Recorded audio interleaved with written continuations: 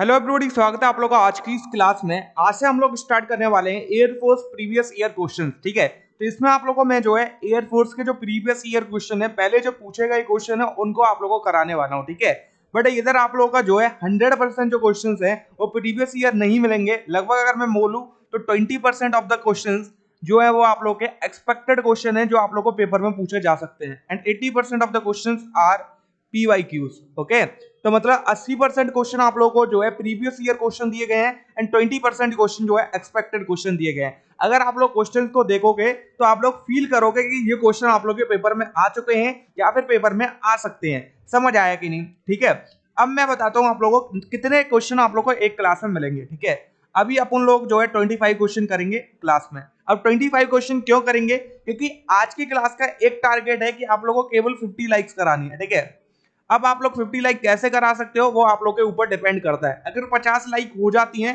तो नेक्स्ट जो आप लोग का क्लास आएगा, डेली का क्लास याद रखो 7 AM पर आएगा ये। ओके, जो नेक्स्ट क्लास आएगी वो 50 क्वेश्चंस के साथ आएगी। जितनी आप लोग की लाइक होंगी, ठीक है, उतने आप लोग के क्वेश्चन आएंगे नेक्स्ट क्लास में। अब आप लोग के लाइक्स के ऊपर डिपेंड करता है नंबर ऑफ क्वेश्चन कितने करने हैं आप लोग को डेली के, क्योंकि पेपर आप लोग को पता है लगभग 16 से 17 दिन रह गए हैं पेपर में। ओके, अगर 17 दिन में आप लोग को बेस्ट कंटेंट, अच्छा कंटेंट मिल जाए, ऐसा कंटेंट मिल जाए सो दैट आप लोग स्कोर जो है 15 प्लस एयरफोर्स एक्सक्रो फिजिक्स में कर सको, जब आप लोगों ने कुछ नहीं कर रखा हो तब की बात कर रहा हूं। समझ आया कि नहीं? चलो सिंपली हम लोग जो है क्लास को स्टार्ट करते हैं। पहला क्वेश्चन आप लोग का स्क्रीन पर आ चुका है। ठीक है, तो चलिए, तो पहला क्वेश्चन क्या बोला है? एसआई यूनिट ऑफ पावर, शक्ति की एसआई इकाई क्या है? अगर हम लोग पावर की बात करते हैं तो हम लोग का आंसर क्या आ जाएगा? वॉट। वॉट जो आप लोग का शक्ति का क्या है? एसआई यूनिट है। Next question on your screen. ठीक है, आंसर भी आप लोग को प्रोवाइड किए गए हैं विद एक्सप्लेनेशन। समझ आया कि नहीं? अब क्या बोला गया है इस क्वेश्चन में आप लोग का? A boy walked to his school at a distance of 6 kilometers with a constant speed of 2.5 km per hour and walk back with a constant speed of 4 km per hour. What is the average speed for the round trip? अगर मैं बात करूं तो ये आप लोगों को numerical भी पूछा जाता है। ठीक है, क्योंकि न्यूमेरिकल इस टाइप का आ चुका है, और प्लस इस टाइप के क्वेश्चन में आप लोगों को एक जो है डायरेक्ट फॉर्मूला बनता है वो भी पूछा जा सकता है। ठीक है, तो मैं दोनों चीजें आप लोगों को एक्सप्लेन करूंगा। पहले बात करते हैं जब D1 इक्वल टू क्या दे रखा हो D2, क्योंकि इधर बच्चा जो है वो अपने घर से स्कूल जा रहा है, स्कूल से घर पे आ रहा है, तो डिस्टेंस आप लोगों को सेम दे रखा है। जब आप लोगों को डिस्टेंस सेम दे रखा हो और औसत चाल पूछी गई हो या फिर एवरेज स्पीड पूछी गई हो, तो simply B average equal to क्या आता है आप लोग का 2B1B2 डिवाइड में आप लोग का B1 प्लस B2। जब हम लोग बात करते हैं जब आप लोग का टाइम सेम दे रखा हो, ओके, देन हम लोग का एवरेज स्पीड या फिर औसत चाल के लिए जो फॉर्मूला बनता है वो बी एवरेज इक्वल टू क्या बनता है? B1 प्लस B2 वाई 2 के इक्वल। फॉर्मूले मोस्ट इंपोर्टेंट है, पूछे गए हैं दोनों फॉर्मूले। ठीक है, ये क्वेश्चन, इस टाइप का क्वेश्चन भी पूछा गया आप लोगों को, तो दोनों चीजें आप लोगों को याद रखनी है। ठीक है, अब सिंपल सी बात है, इसमें आप लोगों को पता है कि जो लड़का है वो घर से स्कूल जा रहा है, स्कूल से घर आ रहा है, डिस्टेंस आप लोगों को सेम दे रखी है, तो डायरेक्ट मैं लगा दूंगा 2 इंटू किस स्पीड के साथ गया वो 2.5 के साथ, किसके साथ लौटा 4 के साथ, डिवाइड में क्या आ गया आप लोग का जिस स्पीड के साथ गया प्लस जिस स्पीड के साथ लौट के आया, मतलब 4 plus 2.5 will be equal to क्या आ गया आप लोग का 6.5। 5 से डिवाइड करो और पॉइंट भी हटा दो साथ में। ठीक है, तो ये 5 टाइम्स कट गया है, ये आप लोग का जो है 13 टाइम कट गया। 5 multiply by 4 is 20, 20 multiply by 2 is 40, तो आंसर जो आ जाएगा वो आप लोग का 40/13 के इक्वल आ जाएगा। तो ये इसकी जो है एवरेज क्या होने वाली स्पीड।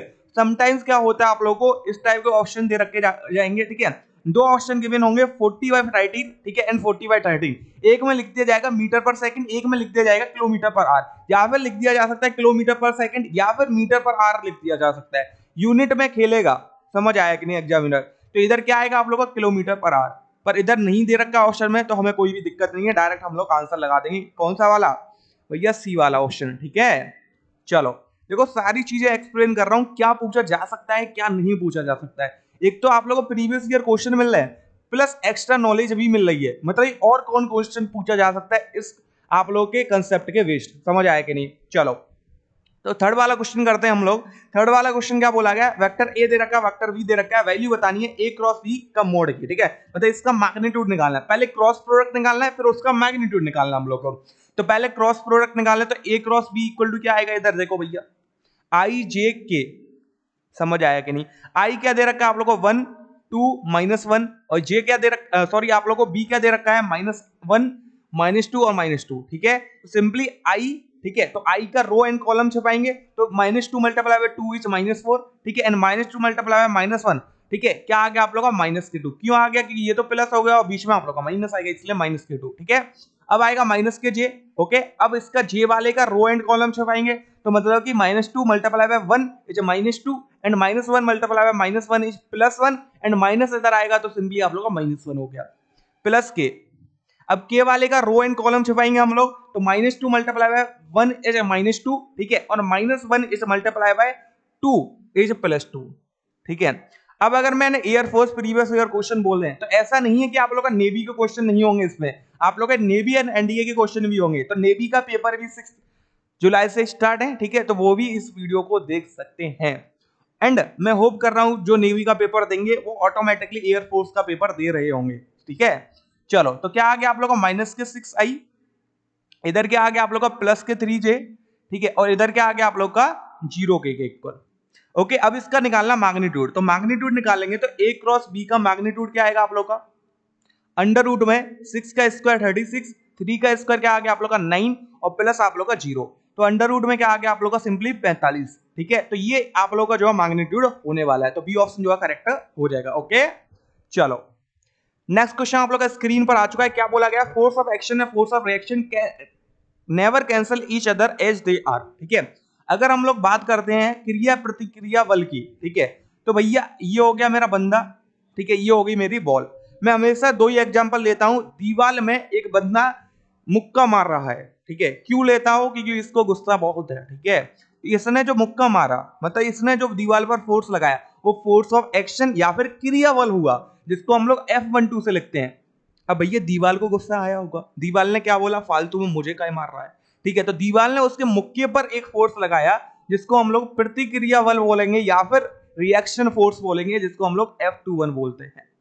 समझ आया कि नहीं? अब अगर हम लोग देखें तो दोनों के बीच का जो कोण होता है वो 180 डिग्री होता है, और ये आप लोगों को पूछा गया है भैया एयरफोर्स में कि इन दोनों के बीच का कोण कितना होता है। समझ आया कि नहीं? याद रखो 180 डिग्री, ठीक है। अब क्या बोला गया है? नेवर कैंसल ईच अदर, एक दूसरे को वो काटते नहीं है। क्यों नहीं काटते? क्योंकि आप लोग डिफरेंट ऑब्जेक्ट पर वर्क कर रहे हैं। क्योंकि जो फोर्स ऑफ एक्शन था वो तो यार बॉल पर वर्क कर रहा था, एंड फोर्स ऑफ रिएक्शन था जो प्रतिक्रिया बल था वो आप लोग उस बंदे के मुक्के पर वर्क कर रहा था या फिर उस बंदे पर वर्क कर रहा था।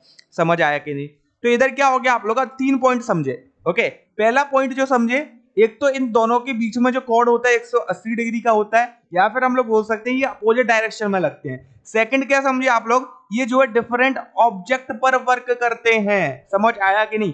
और थर्ड पॉइंट क्या समझे, इनका मैग्नीट्यूड समान होता है, मतलब मैग्नीट्यूड में तो इक्वल होते हैं बट अपोजिट डायरेक्शन में होते हैं, इसलिए एक दूसरे को कैंसिल नहीं करते। तो जो मेन रीजन हो जाएगा वो हम लोग का डी ऑप्शन हो गया, क्योंकि ये डिफरेंट बॉडी पर एक्ट कर रहे हैं। समझ आया कि नहीं? चलो, next question on your screen. ये मोस्ट इंपोर्टेंट क्वेश्चन है, ये पूछा गया है आप लोगों को। समझ आया कि नहीं? When the kinetic energy of a body is increased by 300%, the momentum of a body is increased by। जब हम लोग बात करते हैं KE की, तो KE1 की जब बात करेंगे तो 100%, इनिशियली 100% ही एनर्जी रही होगी उसमें, ठीक है। अब हम लोग बात करते हैं KE2 की, तो कितना बढ़ा दिया? 300% बढ़ा दिया, मतलब 100 में 300 प्लस कर दिया, कितना आ गया? 400 आ गया। समझ आया कि नहीं? अब क्या बोला गया? Momentum of the body is increased by. जब हम लोग मोमेंटम की बात करते हैं तो P is directly proportional under root of K, ठीक है। एक तो मैंने आप लोगों को ये फॉर्मूला बता दिया कि मोमेंटम या फिर संवेग बराबर क्या होता है आप लोगों का अंडर रूट 2mk के इक्वल। समझ आया कि नहीं? तो ये फॉर्मूला याद रखो, मोस्ट इंपोर्टेंट फॉर्मूला भैया, ओके। अब जब हम लोग बात करते हैं, मैंने बोला था आप लोगों को, जब भी आप लोगों को ये बाहर वाली वैल्यू दी रखी हो, ठीक है, और गिवन हो आप लोगों को अंडर रूट वाला, तो सिंपली आप लोगों को कुछ नहीं करना है, 100 का मल्टीप्लाई करो, क्योंकि मेरे को परसेंटेज में निकालना है, ठीक है। और क्या लिखो आप लोग, जो अंदर वैल्यू दे रखी है, ठीक है, उसकी फाइनल वैल्यू और डिवाइड में इनिशियल वैल्यू, और माइनस क्या कर दो? 1 कर दो। -1 क्यों करा? क्योंकि जो इनिशियल वैल्यू थी उसको मैंने घटा दिया उसमें से, ओके। तो देखो क्या है आप लोग का 100 अंडर रूट में 400 डिवाइड में आप लोग का 100 माइनस के 1, ठीक है, काट दो भैया। ये आप लोग का 100 हो गया, अंडर रूट में 4 2 बाहर निकल गया है, -1 कर दो, तो जो आंसर हो जाएगा वो आप लोग का 100%, ठीक है। अगर मैं 300% जो है काइनेटिक एनर्जी इंक्रीज करूंगा तो मेरा जो संवेग है या मोमेंटम है वो 100% से इंक्रीज कर जाएगा, पर हो कितना जाएगा, वो 200% हो जाएगा। इसलिए मैंने क्या किया था, इधर माइनस किया था। समझ आया कि नहीं? आंसर क्या हो गया आप लोग का, सी ऑप्शन करेक्ट हो जाएगा। नेक्स्ट क्वेश्चन आप लोग का स्क्रीन पर, चलिए फटाफट कर दो। क्या बोला गया है, a body moving in a circular motion with constant speed has a constant. एक बॉडी है सर्कुलर मोशन में कांस्टेंट स्पीड के साथ मूव कर रही है। जब हम लोग सर्कुलर मोशन की बात करते हैं तो ये है भैया सर्कुलर मोशन, जिसका रेडियस r दे रखा है, ये बॉडी मूव कर रही है इधर कांस्टेंट स्पीड के साथ भैया इस प्रकार मूव कर रही है। बट अगर आप लोग देखोगे तो हर पॉइंट पे इसका जो डायरेक्शन है वो क्या कर रहा है, चेंज कर रहा है। पहले डायरेक्शन ये था, फिर ये हुआ, फिर ये हुआ, फिर ये हुआ। ठीक है, इसका मतलब क्या हो गया, आप लोग का जो मैग्नीट्यूड है वो तो भैया कांस्टेंट दे रखा है, but direction is not constant. Direction क्या दे रखा है आप लोगों को, वेरिएबल दे रखा है। ठीक है, समझ आया कि नहीं? तो इधर अब अगर हम लोग देखें तो वेलोसिटी, एक्सेलरेशन एंड डिस्प्लेसमेंट तीनों कैसी क्वांटिटी है, वेक्टर क्वांटिटी है। एंड वेक्टर क्वांटिटी हम लोग को पता है पाथ फॉलोड पर डिपेंड करती है, या फिर जिसको हम लोग बोल सकते हैं इसका जो डायरेक्शन है। ठीक है, अगर डायरेक्शन चेंज होगा तो ये क्वांटिटी भी चेंज होंगी। और इधर अगर हम लोग देखें तो डायरेक्शन चेंज हो रहा है तो ये तीनों क्वांटिटी चेंज हो रही हैं। अब चेंज क्या नहीं हो रहा आप लोग का, केवल kinetic energy, because kinetic energy does not depend on direction. Got it? Answer क्या हो गया आप लोग का, सी ऑप्शन करेक्ट हो जाएगा। और ये भी याद रखो कि काइनेटिक एनर्जी एक स्केलर क्वांटिटी है, अदिश राशि है। ओके, और अदिश राशि में आप लोगों को पता है केवल मैग्नीट्यूड होता है, परिमाण होता है। ठीक है, समझ आया कि नहीं? और डायरेक्शन नहीं होता आप लोगों का। ठीक है, दिशा नहीं होती है। ओके, तो अगर हम लोगों को स्पीड कांस्टेंट दे रखी है, ऑटोमेटिकली काइनेटिक एनर्जी कांस्टेंट हो जाएगी। चलो 7th वाला क्वेश्चन करो, most important question, previous year question है। Value of G on poles. Poles पर अगर हम लोग जी की बात करते हैं तो देखो जी पी इक्वल टू क्या होता है आप लोगों को, सिंपली जी के इक्वल। अगर हम लोग इक्वेटर की बात करते हैं तो G minus R omega square cos square lambda के इक्वल आता है। जब हम लोग बात करते हैं किधर, सेंटर की, ठीक है, जिसको हम लोग ओ से रिप्रेजेंट कर देते हैं, और सिंपली क्या आएगा आप लोग का, जीरो के इक्वल आएगा। तो ये याद आया आप लोगों को कि नहीं? ठीक है, तो अगर हम लोग वैल्यू की बात करें तो आप लोग को जो पोल्स पर वैल्यू आती है जी का, वो 9.81 आती है। अगर इक्वेटर की बात करें तो 9.80 आती है आप लोग की। तो देख रहे हो कि आप लोग का जो पोल्स है उस पर जो जी का वैल्यू है वो क्या दे रखा है, मैक्सिमम दे रखा है। अगर मिनिमम पूछ लिया जाए तो आप लोग का सेंटर पर होगा, ना कि इक्वेटर पर। ठीक है, तो कंफ्यूज मत होना। Got it? तो आंसर क्या हो गया आप लोग का, ए ऑप्शन करेक्ट हो जाएगा। अधिकतम होती है आप लोग का ध्रुवों पर। ठीक है, 8th क्वेश्चन करो, 1 मिनट रुको। चलो 8th क्वेश्चन आप लोग का स्क्रीन पर आ चुका है। Two wire A and B are of same material. दो वायर दे रखे हैं, दोनों का जो पदार्थ दे रखा है, ठीक है, वो क्या दे रखा है, सेम दे रखा है, या मटेरियल जो है सेम दे रखा है। Their length are in the ratio of 1:2। Ration नहीं है, वो रेशियो है। ठीक है, अब क्या बोला गया, diameter are in the ratio of 2:1 if they are pulled by the same force. Same बल के द्वारा उनको खींचा जाता है। क्या बोला गया, their increase in length will be in the ratio, मतलब कि del L1 by del L2 का रेशियो बताना है। समझ आया कि नहीं? अब हम लोग बात करते हैं यंग्स मॉड्यूलस, ठीक है, या मॉड्यूलस ऑफ इलास्टिसिटी की। समझ आया कि नहीं? तो सिंपली आप लोग का y इक्वल टू क्या होता है, स्ट्रेस ओवर स्ट्रेन के इक्वल। अब आप लोग स्ट्रेस और स्ट्रेन जानते नहीं होंगे, तो स्ट्रेस को बोलते हैं भैया प्रतिबल, और अगर हम लोग बात करते हैं स्ट्रेन की तो इसको बोलते हैं विकृति। समझ आया कि नहीं? ठीक है, जब हम लोग स्ट्रेस की बात करते हैं या प्रतिबल की बात करते हैं तो फोर्स ओवर एरिया के इक्वल आता है। जब हम लोग विकृति की बात करते हैं तो आप लोग का change in length by L के इक्वल आता है। समझ आया कि नहीं? तो सिंपली इधर क्या आ गया आप लोग का फोर्स, और नीचे एरिया को भी आप लोग जो है एक्सपेंड कर दो। ठीक है, तो क्या आ गया आप लोग का पाई आर स्क्वायर, और मल्टीप्लाई में एल बाय डेल एल के इक्वल। ठीक है, और इधर आप लोग का वाई दे रखा है। अब समझो इधर चीज है, अगर सेम मटेरियल दे रखा हो, ठीक है, तो ये आप लोग का एक कंसेप्चुअल क्वेश्चन भी याद रखा है कि क्या बोला जाए कि दो आप लोग को वाई दे रखे हैं जिनका सेम मटेरियल दे रखा है, तो यंग्स मॉड्यूलस का आप लोगों को क्या पूछ लिया जाए, रेशियो पूछ लिया जाता है कभी कभी। और रेशियो क्या आएगा, 1:1, क्योंकि सेम मटेरियल का दे रखा है तो यंग्स मॉड्यूलस भी उनके सेम रहेंगे। तो ये हट गया, सेम फोर्स के साथ खींचा जा रहा है तो एफ वाला हट गया। पाई आप लोग का कांस्टेंट दे रखा है। अब बचा क्या मेरे पास, del L equal to L by R square के इक्वल। ओके, तो del L1 by del L2 will be equal to क्या आ गया आप लोग का, L1 बाय L2 मल्टीप्लाई में आप लोग का R2 बाय R1 का होल स्क्वायर। ठीक है, अब L1 बाय L2 का रेशियो हम लोग को दे रखा है 1/2, और R2 बाय R1 का रेशियो दे रखा है हम लोग को क्या, ये तो मेरा R1 बाय R2 है, मतलब कि 2:1। अगर हम लोग R2/R1 की बात करते हैं तो 1:2 लिख दो भैया, 1:2 का स्क्वायर। आंसर क्या आ गया, 1:8 के इक्वल। समझ आया कि नहीं? अब आप लोग बोलोगे ये तो डायमीटर दे रखा है, पर मैंने रेडियस में क्यों लगा दिया? भैया जब रेशियो की बात करते हैं, क्योंकि हम लोग को पता है diameter will be equal to 2R, okay, या फिर R इक्वल टू D/2 के इक्वल। समझ आया कि नहीं? तो मेरे को R निकालना है तो D/2 हो जाएगा आप लोग का। अब इधर तो रेशियो दे रखा है ना D1/D2, तो ऑटोमेटिकली कांस्टेंट वाला तो हट जाएगा। समझ आया कि नहीं? तो आंसर क्या आ गया आप लोग का, सी ऑप्शन करेक्ट हो जाएगा। 9th क्वेश्चन कर दो फटाफट। 2 point charge are placed at the separation of 3 metre, the minimum possible force between them will be. उन दोनों के बीच में जो मिनिमम पॉसिबल फोर्स होगा वो आप लोग को बताना है। चलिए F इक्वल टू क्या आएगा, कूलम्स लॉ से आप लोग का फोर्स निकलेगा K�³ के इक्वल, ठीक है। तो सिंपली K का वैल्यू होता है 9 × 10⁻⁹ के इक्वल। तो ये भी क्वेश्चन बन जाता है कि K की वैल्यू क्या होती है, और आप लोग गलत कर देते हो भैया इतना सिंपल क्वेश्चन, ठीक है, क्योंकि आप लोग को वैल्यू याद रखनी है। एक तो 9 × 10⁻⁹ और यूनिट भी याद रखना है। समझ आया कि नहीं? अब Q1 और Q2 की बात करते हैं तो मिनिमम पॉसिबल फोर्स बोला है, तो मिनिमम पॉसिबल फोर्स किनके बीच में लग सकती है, इलेक्ट्रॉन्स के बीच में लग सकती है। It means Q1 equal to Q2 equal to आप लोग का E, मतलब इधर क्या हो गया आप लोग का E² के इक्वल, डिवाइड में आप लोग का R² मतलब 3 का स्क्वायर 9, काट दो भैया, क्या बचा 10⁻⁹, ठीक है। E² को क्या लिखेंगे 1.6 इंटू 10⁻⁻⁻19 का होल स्क्वायर, ठीक है। तो क्या आ गया 10⁻⁹ इंटू इधर क्या आ गया आप लोग का 2.56 मल्टीप्लाई में 10⁻⁻38। तो आंसर क्या आ गया ओवरऑल 2.56 इंटू 10⁻⁻29 न्यूटन के इक्वल। तो ये हम लोग का जो है फोर्स का आंसर आ जाएगा। समझ आया कि नहीं? चलो 10th वाला क्वेश्चन करते हैं फटाफट से एक बार। क्या बोला है क्वेश्चन में, 2 सोप बबल दे रखे हैं जिनका रेडियस दे रखा है 2:1, what is the ratio of the excessive pressure inside them, मतलब अधिक दाब जो होगा, ठीक है, उसका अनुपात बताना। मोस्ट इंपोर्टेंट क्वेश्चन आ चुका है। जब हम लोग सोप बबल की बात करते हैं तो del P is directly proportional to 1/r होता है। समझ आया कि नहीं? तो इट मींस क्या आ गया आप लोग का del P1 by del P2 will be equal to क्या आ गया आप लोग का R2/R1 के इक्वल, और R2 का वैल्यू क्या हो जाएगा इधर आप लोग इसका उल्टा कर दो भैया, ओके, तो 1/2 के इक्वल।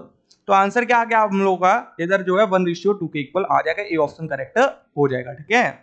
चलो नेक्स्ट क्वेश्चन आप लोग का स्क्रीन पर आ चुका है। क्या बोला गया है भैया इस क्वेश्चन में, देखो, the temperature of an iron block is 140 degree Fahrenheit, its temperature on Celsius scale. तो इसका टेम्परेचर कहां बताना है, सेल्सियस स्केल में बताना है। तो इस टाइप का ये क्वेश्चन पूछा जाता है आप लोगों को। क्या पूछा जाता है भैया, आप लोगों को जो बॉइलिंग पॉइंट होता है वाटर का, ठीक है, वो बताना होता है। किसमें, केल्विन में, ठीक है। तो फटाफट कमेंट कर दो boiling point of water in kelvin, comment box खुला हुआ है आप लोगों के लिए, ठीक है। अब हम लोग बात करते हैं टेम्परेचर इन सेल्सियस। सेल्सियस में क्या टेम्परेचर होता है, तो F इक्वल टू क्या होता है 32 प्लस 1.8 C के इक्वल। इतना समझ आया कि नहीं, ठीक है। सिंपली F का वैल्यू दे रखा 140 इक्वल टू आप लोग का 32 हो गया प्लस 1.8 C के इक्वल हो गया। तो 1.8 C will be equal to क्या आ गया 108, मतलब C इक्वल टू क्या आ जाएगा आप लोग का सिंपली, अब इसको डिवाइड करेंगे तो 60 हम लोग का जो है आंसर आने वाला है। आंसर क्या हो गया हम लोग का, ए ऑप्शन जो है करेक्ट हो जाएगा। समझ आया कि नहीं? चलिए भैया नेक्स्ट क्वेश्चन आप लोग का स्क्रीन पर 12th वाला क्वेश्चन करो। When the temperature of a source is increasing, then the efficiency of Carnot engine, Carnot engine से याद रख लो किसी ना किसी सेट में क्वेश्चन 100% आएगा, ये तय है आप लोगों का, ओके। चलिए अब कार्नोट इंजन की बात करते हैं तो एफिशिएंसी ईटा इक्वल टू क्या होता है 1 माइनस T1/T2 मल्टीप्लाई में आप लोग का 100। अगर T1 की बात करते हैं तो ये सोर्स का टेम्परेचर है, स्रोत का टेम्परेचर है, ठीक है, और T2 की बात करते हैं तो ये सिंक का टेम्परेचर है, ठीक है। चलो भैया अब बात करते हैं हम लोग किसकी, कि अगर हम लोग सोर्स टेम्परेचर को बढ़ाते जा रहे हैं, इंक्रीज करते जा रहे हैं, तो आप लोगों का जो एफिशिएंसी है किसकी, कार्नोट इंजन की, उस पर क्या फर्क पड़ेगा, ये आप लोगों को पूछा गया है, ठीक है। चलो फटाफट क्वेश्चन को कर दो, बहुत ही सिंपल क्वेश्चन आप लोग का स्क्रीन पर दे रखा है, ओके। चलो स्टार्ट करें। तो देखो अगर हम लोग बात करते हैं किसकी, कि आप लोग का अगर सोर्स का टेम्परेचर इंक्रीज किया जा रहा है, मैंने गलत लिख दिया कि इधर, एक मिनट रुको, ये T2/T1 आएगा, ठीक है, उल्टा लिख दिया। ये आप लोग का हो जाएगा sink temperature, not source temperature, ठीक है, और ये आप लोग का सोर्स टेम्परेचर हो जाएगा, ओके। ये गलती आप लोग मत कर देना। समझ आया कि नहीं? अब हम लोग बात करते हैं जो सोर्स का टेम्परेचर उसको क्या कराया जा रहा है, बढ़ाया जा रहा है, ठीक है, बढ़ाया जा रहा है। समझ आया कि नहीं? तो अगर मैं T1 की वैल्यू को बढ़ाऊंगा तो ऑटोमेटिकली T2/T1 का जो रेशियो वो कम होगा कि नहीं होगा, क्योंकि ये वैल्यू आप लोगों की बढ़ रही है, ठीक है, और ये वैल्यू आप लोगों की कांस्टेंट है मान लो, ठीक है। तो इसका अगर मैं डिवाइड करूं, जैसे कि अगर मैं डिवाइड करता हूं 1/2 का, मतलब 2 वैल्यू है, ठीक है, तो इसका डिवाइड करेंगे तो 0.5 आया, और जब हम लोग 1/4 का डिवाइड करेंगे तो 0.25 आया, मतलब कि ये रेशियो क्या कर रहा है, डिक्रीज कर रहा है, अगर नीचे वाली वैल्यू इंक्रीज कर रही है, तो ये ओवरऑल रेशियो आप लोग का डिक्रीज करेगा, ठीक है। बट अगर आप लोग देखो तो 1 में से आप लोग का माइनस हो रहा है ये रेशियो, समझ आया कि नहीं, ठीक है। तो अगर 1 में से माइनस हो रहा है तो पहले मैं ज्यादा माइनस कर रहा था, पहले 0.5 माइनस करूंगा 1 में से, अब 0.25 करूंगा, तो पहले वाले केस में आप लोग का 0.5 बच रहा था, दूसरे वाले केस में 0.75। तो एफिशिएंसी देख रहे हो आप लोग की बढ़ रही है कि नहीं, मतलब इससे क्या समझते हो आप लोग, अगर मैं सोर्स का टेम्परेचर बढ़ाऊंगा, मैं स्रोत का ताप बढ़ाऊंगा, तो मेरा जो एफिशिएंसी है, ठीक है, मेरी जो दक्षता है किसकी, कार्नोट इंजन की, वो क्या करेगी, वो भी वृद्धि करेगी या फिर वो भी इंक्रीज करेगी, ठीक है। चलो भैया नेक्स्ट क्वेश्चन करें। एक और क्वेश्चन आप लोग का स्क्रीन पर आ चुका है, मोस्ट इंपोर्टेंट क्वेश्चन है, इसको आप लोग गलत करोगे, इसका कमेंट मेरे को चाहिए, फटाफट से कमेंट कर दो, ठीक है, और बाकी मैं देख लूंगा जब आप लोग एडिट करोगे इसका कमेंट, ठीक है, वो लिखा हुआ आता है किसने एडिट किया है। चलो इसका आंसर कमेंट करो फटाफट से, सब मैं सॉल्व कराता हूं, और मेरे को कमेंट बॉक्स में इसका आंसर चाहिए, नॉट लाइव चैट में, ठीक है। चलो आ सब्जेक्टेड टू 2HSM, ठीक है, y1 आप लोगों को क्या दे रखा है, simply 6 cos omega T, and y2 will be equal to क्या आ गया आप लोगों का 8 cos ओमेगा टी। अब रिजल्टेंट एम्पलीट्यूड ऑफ SHM दे रखा है, ठीक है, तो जब हम लोग रिजल्टेंट एम्पलीट्यूड की बात करते हैं तो A इक्वल टू क्या आएगा, अंडर रूट में A1 square plus A2 square, ठीक है। क्या आप लोगों ने इतना ही सोचा था, रुक जाओ भैया, आगे ये भी लिखना है 2A1 A2 cos फाई।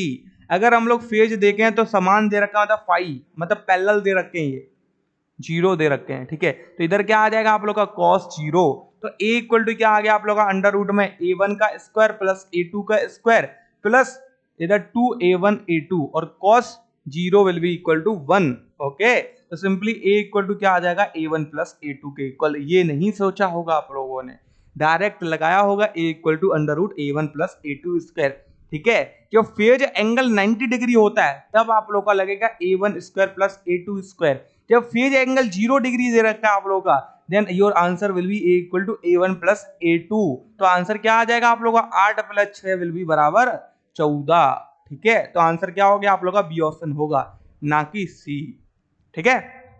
चलो नेक्स्ट क्वेश्चन आप लोग का स्क्रीन पर करो, 14th question. Two wave having the intensity in the ratio of 9:1 produce interference the ratio of the maximum to the minimum intensity, ठीक है। देखो आप लोगों को बोल दिया जाए कि इंटेंसिटी का रेशियो दे रखा है एंड आप लोगों को रेशियो किस किस का बताना है, मैक्सिमम एंड मिनिमम इंटेंसिटी का रेशियो बताना है, ओके। जब हम लोग बात करते हैं I max bye I minimum, तो भैया क्या करना है, इसका रूट ले लो, पहले रूट लोगे तो 3 और इसका लोगे तो 1, ठीक है। तो एक बार इन दोनों को प्लस कर दिया करो, एक बार इन दोनों को माइनस और स्क्वायर कर दिया करो, तो 4 का स्क्वायर करो 16, ठीक है, एंड 2 का स्क्वायर करोगे तो 4, आंसर क्या आ गया आप लोग का 4:1। तो सिंपली आप लोग डायरेक्ट आंसर आ जाता है, जो डी ऑप्शन करेक्ट हो जाएगा, ज्यादा आप लोग को सॉल्व नहीं करना है, समझ आया कि नहीं। अब इससे निकालते लोगे एम्पलीट्यूड, फिर A1 square plus A2 square करोगे, ठीक है, तो वो आप लोग के लिए लेंथी पड़ जाएगा, समझ आया कि नहीं, ओके। चलो 15th क्वेश्चन करते हैं फटाफट।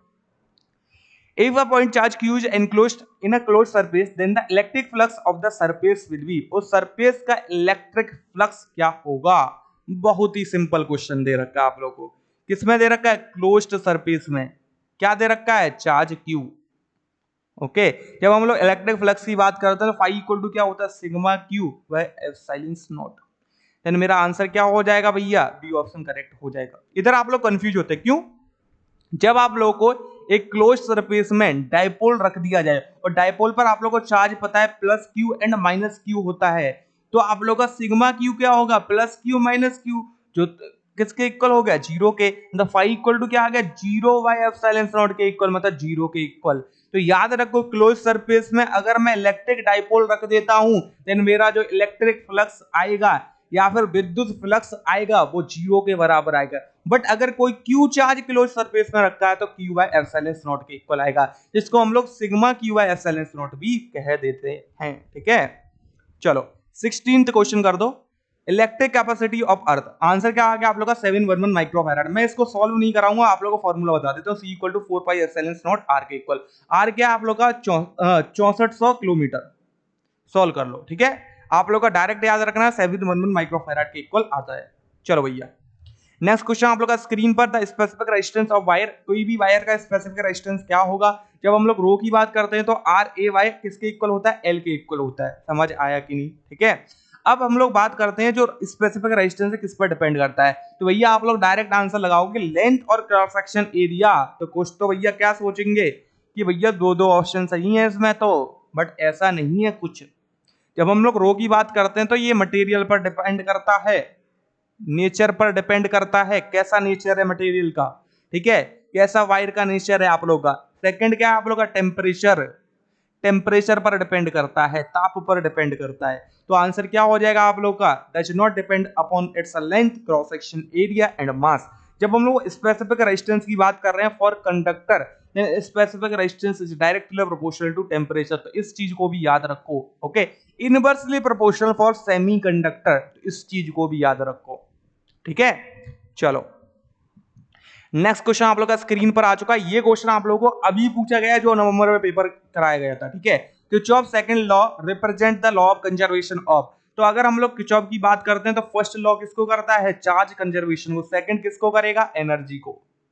दोनों याद रखो। आप लोगों को ये भी पूछ जा सकता है Kirchhoff law represent the law of conservation, मतलब सेकंड ना फर्स्ट कुछ भी नहीं लिखेंगे वो, तो दोनों आंसर होंगे। अगर सेकंड लिख दिया तो एनर्जी, फर्स्ट लिख दिया तो चार्ज। समझ आया कि नहीं, तो आप लोगों को घुमाया जा सकता है। इधर आंसर क्या आएगा आप लोग का, बी ऑप्शन करेक्ट हो जाएगा, ठीक है।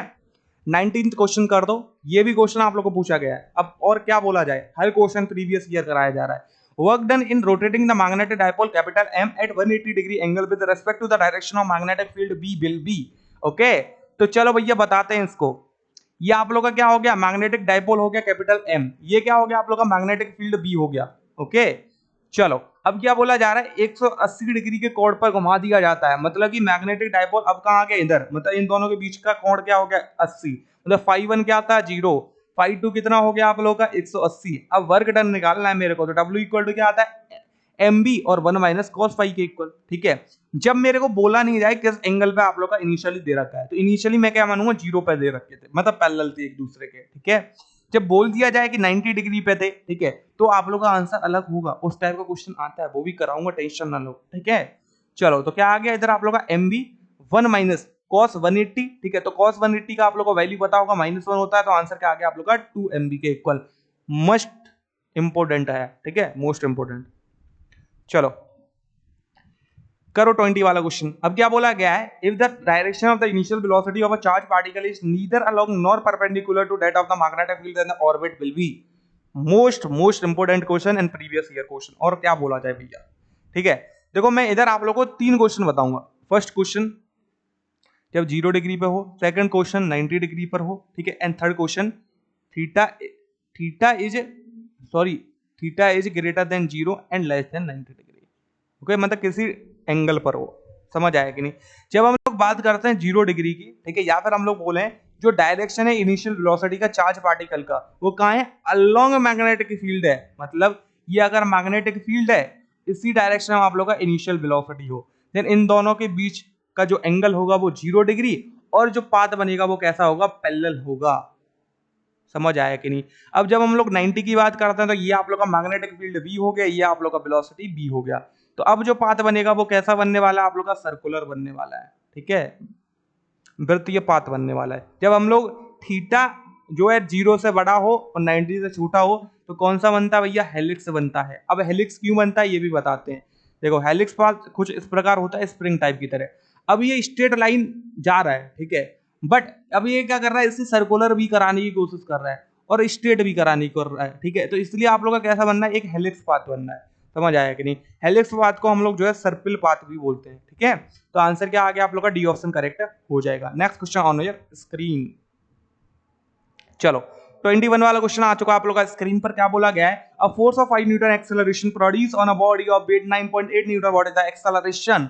अब जब हम लोग फोर्स की बात करते हैं तो F इक्वल टू क्या आता है, ma, ठीक है। तो A इक्वल टू क्या आएगा, F बाय m के इक्वल। पर मास मेरे को नहीं पता, तो मास कहां से निकालूंगा, वेट से। तो वेट W इक्वल टू क्या आता है आप लोग का mg and m equal to क्या आ जाएगा आप लोग का W/g के इक्वल। W 9.8, g 9.8, मतलब m इक्वल टू क्या आ गया आप लोग का 1 kg के इक्वल। अब 1 kg को कहां पुट करूंगा, इधर, मतलब फोर्स था 5 और आप लोग का मास था 1 kg, आंसर क्या आ गया 5 मीटर पर सेकंड स्क्वायर के इक्वल। तो ये मेरा एक्सेलरेशन या त्वरण हो जाएगा उस वस्तु का, ठीक है। तो आंसर क्या हो जाएगा आप लोग का बी ऑप्शन करेक्ट होने वाला है।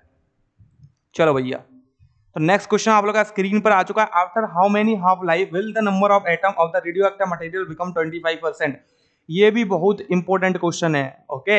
अब अगर हम लोग बात करते हैं कि 25% इतनी हाफ लाइफ के बाद किसी भी एटम का, ठीक है, रह जाएगा क्या नंबर, समझ आया कि नहीं। या फिर बोल सकते हैं नंबर ऑफ एटम जो प्रेजेंट रह जाएंगे कितनी हाफ लाइफ के बाद 25% रह जाएंगे, ठीक है। तो मतलब इनिशियली अगर हम लोग बात करते हैं तो 100%, ठीक है। अब एक हाफ लाइफ गया तो 50% और एक और गया तो 25%। और टोटल हाफ लाइफ अगर देखोगे तो एक इधर है एक इधर है, तो टोटल कितनी होगी 1 + 1 विल बी इक्वल टू 2, ठीक है। तो आंसर क्या आ गया आप लोग का बी ऑप्शन करेक्ट हो जाएगा। इसका डायरेक्ट शॉर्ट ट्रिक आप लोग को लूसेंट में भी दे रखा है, ठीक है। तो भैया जो लॉन्ग सॉल्यूशन होता है उसके लिए मत फंसा करो, शॉर्ट ट्रिक माननी हम लोग को फटाफट, क्वेश्चन डायरेक्ट पूछा जाएगा। चलो 23 वाला क्वेश्चन करते हैं। Which lens is used to prevent myopia. जब शॉर्ट साइटेडनेस की बात करते हैं हम लोग, ठीक है, निकट दृष्टि दोष की बात करते हैं, तो कौन सा लेंस जो है आप लोग का प्रयोग में आता है। जब हम लोग बात करते हैं लेंस की तो कौन सा होगा, कॉनकेव होगा। अब हम लोग बात करते हैं मायोपिया आखिरकार होता क्या है, समझ आया कि नहीं। मायोपिया में क्या होता है आप लोगों का, जो है पास का दिखता है, ठीक है, और दूर का नहीं दिखता है, समझ आया कि नहीं। चलो भैया आगे चलते हैं फिर। Which one of the following is non conservative force, इसमें से, ठीक है, नॉन कंजर्वेटिव फोर्स कौन सा है, ठीक है। जब हम लोग बात करते हैं नॉन कंजर्वेटिव फोर्स की, ठीक है, तो नॉन कंजर्वेटिव फोर्स कौन सी होती है, जो आप लोग की पाथ फॉलोअर पर डिपेंड करती हैं, ओके। और हम लोग जब ग्रेविटेशनल फोर्स, इलेक्ट्रोस्टैटिक फोर्स और मैग्नेटिक फोर्स की बात करते हैं तो ये तीनों की तीनों पाथ फॉलोअर पर डिपेंड नहीं करती हैं, तीनों की तीनों कंजर्वेटिव फोर्स हैं। तो याद रखो, तो नॉन कंजर्वेटिव फोर्स कौन सी होगी, force of friction. Force of friction में आप लोगों को पता है ये पाथ फॉलोअर पर डिपेंड करती है। या फिर हम लोग बोलते हैं फोर्स ऑफ फ्रिक्शन क्या है, या फिर फ्रिक्शनल फोर्स क्या होती है आप लोगों की, जो अपोज करे किसका, मोशन का। जैसे फोर्स एफ लगाया, ठीक है, तो ये फोर्स जो अप्लाइड फोर्स था इसके अपोजिट डायरेक्शन में frictional force small F work कर रही होगी, क्योंकि वो क्या करती है भैया, मोशन होने से रोकती है किसी भी ऑब्जेक्ट का। उसको क्या बोलते हैं हम लोग, फ्रिक्शनल फोर्स या फोर्स ऑफ फ्रिक्शन, घर्षण बल, समझ आया कि नहीं। Most important question air force में आप लोगों को पूछा गया था 2019 में, ठीक है। जो क्वेश्चन मेरे को याद आ रहे हैं किस आप लोग के ईयर में पूछा गया था वो भी बताता जा रहा हूं आप लोगों को, ठीक है।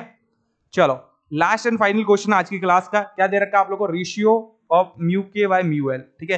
म्यू के बाय म्यू एल का आप लोगों को रेशियो बताना है। अब म्यू के की बात करते हैं तो ये डायनेमिक फ्रिक्शन या फिर जिसको काइनेटिक फ्रिक्शन भी बोल सकते हैं, ठीक है। Coefficient of kinetic friction, coefficient of limiting friction, mu L, okay. तो कंफ्यूज ना होना, समझ आया कि नहीं। जब हम लोग म्यू के बाय म्यू एल की बात करते हैं तो क्या आता है आप लोग का, लेस देन 1 या फिर इक्वल टू 1, समझ आएगा, सॉरी इक्वल टू 1 नहीं, लेस देन 1 आएगा केवल। कि आप लोगों को पता है जो स्टैटिक फ्रिक्शन होता है म्यू एस या फिर म्यू एल, ठीक है। डायरेक्ट बताता हूं आप लोगों को, म्यू एस इधर लिख देता हूं मैं, ठीक है, म्यू एल लिख देता हूं आप लोग का, म्यू के लिख देता हूं आप लोग का, और म्यू इधर आप लोग का SLIDING, फुल नेम लिखना पड़ेगा क्योंकि एस लिख चुके हैं। ये स्टैटिक हो गया, ये लिमिटिंग हो गया, ये काइनेटिक हो गया, ये स्लाइडिंग हो गया, ठीक है। तो अगर और रोलिंग और आता है आप लोग का, तो मतलब स्लाइडिंग और रोलिंग एक ही पार्ट है, समझ आया कि नहीं। काइनेटिक के पार्ट है ये स्लाइडिंग एंड रोलिंग जब हम लोग बात करते हैं, ठीक है। तो अच्छी तरीके से लिख देते हैं, तो ये हम लोग अलग कर लेते हैं बिल्कुल, ठीक है। तो जो आप लोग का म्यू एस है वो क्या है, ग्रेटर है किससे, म्यू एल से, एंड म्यू एल जो है वो म्यू के से ग्रेटर है, ठीक है। समझ आया कि नहीं, तो ये समझ लो। तो म्यू एस है स्टैटिक फ्रिक्शन है, कोई भी ऑब्जेक्ट आप लोग का रेस्ट में, ठीक है। म्यू एल जो है आप लोग का मोशन स्टार्ट करने वाला है, और म्यू को जो है आप लोग का मोशन स्टार्ट कर चुका है, समझ आया कि नहीं। तो ऐसे याद रख सकते हो, कोएफिशिएंट ऑफ आप लोग का फ्रिक्शन जो होते हैं, mu S is greater than mu L is greater than mu के, क्योंकि ये क्वेश्चन आप लोगों को पूछा गया है एयरफोर्स में, इसलिए बताया गया है, ठीक है। चलो 25 क्वेश्चन करा दिए। 25 में से अगर मैं बात करता हूं तो लगभग 22 question our previous year question, जो कि आप लोग का एयरफोर्स, नेवी और एनडीए में पूछे गए हैं अभी तक, ठीक है। और बाकी अगर बात करें 2 क्वेश्चन की तो वो आप लोगों को एक्सपेक्टेड है कि पूछे जा सकते हैं, ठीक है। चलो तो इसी के साथ 25 क्वेश्चन हम लोगों ने कंप्लीट कर लिए। अब अगर इधर तक अगर आप लोगों ने क्लास देखा है, इसका मतलब आप लोगों को पसंद आया क्लास, ठीक है। तो भैया पहले तो टेलीग्राम चैनल को ज्वाइन कर लेना जिसका नाम है डिफेंस कंपटीशन पॉइंट। आज स्लाइड देना भूल गया मैं आप लोगों को, ठीक है। तो इस चैनल को फटाफट से ज्वाइन कर लो। इधर आप लोग को जो है इस क्लास का जो पीडीएफ है, ठीक है, ये वाली जो क्लास कराई है इसका पीडीएफ जो आप लोग को मिल जाएगा। ओके, ये क्लास आप लोग का डेली जो है 7 AM पर लाइव रहता है, ठीक है। अगर आप लोग प्रीवियस ईयर क्वेश्चन करना चाहते हो तो इस चैनल को सब्सक्राइब कर लेना, सो डेट आप लोग कोई भी क्लास मिस ना करो। टाइम ज्यादा नहीं है क्योंकि आप लोगों के पास। और बाकी मैंने आप लोगों को बता दिया लाइक टारगेट क्या है। Like target is proportional to number of question in next class. अगली क्लास में आप लोगों के उतने क्वेश्चन होंगे जितनी आप लोगों की इस क्लास पर लाइक होंगी। समझ आया कि नहीं भैया? अगर 100 लाइक करोगे 100 क्वेश्चन कराएंगे, 150 करोगे 150 करेंगे, 200 कराओगे 200, 500 करोगे 500 कराएंगे, ठीक है। टेंशन ना लो। ओके, 500 से ज्यादा कर भी नहीं पाओगे तुम। समझ आया कि नहीं? तो जितना लाइक कर सकते हो उतना लाइक करो, जितना शेयर कर सकते हो उतना शेयर करो। देखो, अपना हेल्प किया करो, साथ में दूसरे का भी हेल्प करना चाहिए, ठीक है। उससे क्या मिलता है भैया? पुण्य क्रेडिट होता है आप लोग के अकाउंट में, और आप लोग शायद पेपर पास नहीं कर पा रहे हो तो एक शेयर करने की वजह से इस बार पेपर पास हो जाए, ठीक है। तो सम टाइम आप लोग का लक भी डिपेंड करता है पास होने में पेपर। समझ आया कि नहीं? तो वीडियो को शेयर कर देना जितना कर सकते हो, और लाइक कर देना। लाइक के लिए नहीं बोल रहा हूं मैं, सिंपल सी बात है, नंबर ऑफ क्वेश्चन अगर आप लोग को इंक्रीज कराने तो ऑटोमेटिकली लाइक कर देना, नहीं कराने तो मत लाइक करना, ठीक है। और चैनल को सब्सक्राइब कर लेना अगर डिग्री आप लोग वीडियो देखना चाहते हो तो, ठीक है। डेली प्रीवियस ईयर क्वेश्चन कराए जाएंगे। जो मैंने आप लोग को बोला था 1000 क्वेश्चन कराने वाला हूँ, वो यही है आप लोग का प्रीवियस ईयर क्वेश्चन। मतलब 1000 क्वेश्चन लगभग आप लोगों को करा दूंगा प्रीवियस ईयर, जो पूछे गए हैं और पूछे जाएंगे आगे, ठीक है। और बाकी 500 का जो मैंने वादा किया था मैराथन का, वो आप लोगों को एडमिट कार्ड रिलीज होने के बाद मैं आप लोगों को बता दूंगा कब कराऊंगा, ठीक है। तो किसी क्लास में आप लोगों को अपडेट मिल जाएगा। और जो आप लोग बात कर रहे थे लूसेंट फिजिक्स की, ठीक है, उस सीरीज को हम लोग डिसकंटिन्यू अभी कर रहे हैं। क्यों कर रहे हैं? क्योंकि आप लोगों को पता है पेपर आ चुका है, तो अब हम लोग इंपोर्टेंट चीजें करेंगे और हम लोग ज्यादा से ज्यादा प्रैक्टिस करेंगे। समझ आया कि नहीं? तो अब हम लोग जो है वो सारी चीजें नहीं कर सकते जो पहले करने वाले थे, ठीक है। तो बट मैं ट्राई करूंगा कि आप लोगों को जितने भी चैप्टर बचे हुए 11th में, उसका एक दिन मैराथन लगा दूं फटाफट से, ठीक है। 3-4 घंटे का मैराथन लगाएंगे और लूसेंट कंप्लीट कर देंगे। बाकी आप लोग अपने ऊपर ट्राई करो कि आप लोग लूसेंट को करते रहो रिवाइज, ठीक है। क्योंकि मे भी लूसेंट वाला सीरीज अभी डिसकंटिन्यू रहे और पेपर खत्म होने के बाद नेक्स्ट जो भी इनटेक होगा उसके लिए हम लोग दोबारा से स्टार्ट करेंगे लूसेंट को, और फुल सॉल्व कराएंगे, ठीक है। और जल्दी सॉल्व करा देंगे क्योंकि हम लोगों ने इस बार लेट स्टार्ट की थी लूसेंट, ठीक है। इसलिए मैंने डिसकंटिन्यू कर दिया कुछ दिनों के लिए, क्योंकि प्रीवियस ईयर क्वेश्चन करा रहा हूं आप लोगों को, कुछ मैराथन भी दूंगा बीच बीच में, ठीक है। और मैराथन आप लोगों को इस सीरीज की भी मिल सकती है जब आप लोग नंबर ऑफ लाइक्स इंक्रीज कर देते हो। अगर 100 आ गए तो 100 क्वेश्चन एक क्लास में, 200 आ गई तो 200 क्वेश्चन मिलेंगे एक क्लास में। समझ पा रहे हो कि नहीं? ठीक है, मिलते हैं हम लोग नेक्स्ट क्लास में। जब तक के लिए जय हिंद जय भारत, और चैनल को सब्सक्राइब जरूर करके जाना।